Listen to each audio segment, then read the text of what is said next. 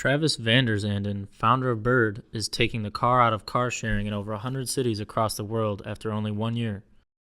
Prior to his founding of Bird, he was the COO of both Lyft and Uber.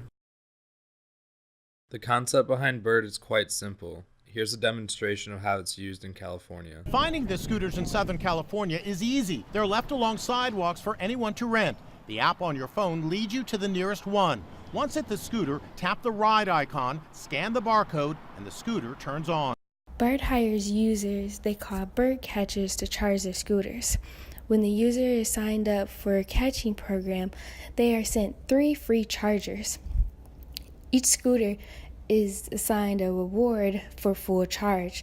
These go up to $20. If the user fails to meet the required amount of charges, they will be charged the cost of the 3 chargers, which is $30. Here's an example of a bird catcher charging one of the Bird scooters. Under the scooter, it's usually covered by a red rubber tab or whatever. So you just stick it in there and let it charge overnight or during the day, whatever. Just let it charge and do its thing.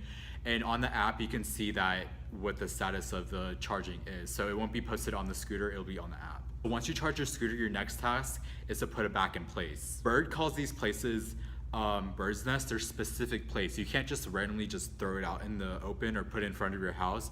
You have to put it in a specific spot Bird tells you to.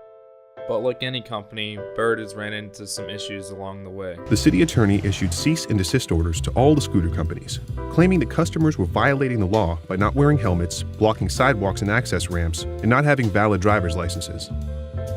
Smearing the scooters with human feces, cutting their electrical lines, and even throwing them in the ocean. People are taking shits on your scooters in San Francisco. How does that make you feel?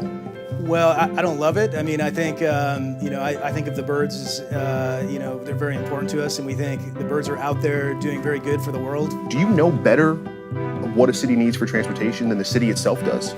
No, I don't think we know better than what they know, but I think there's always new innovations happening that maybe cities haven't thought about yet, or we have something new and unique that's never been tried before.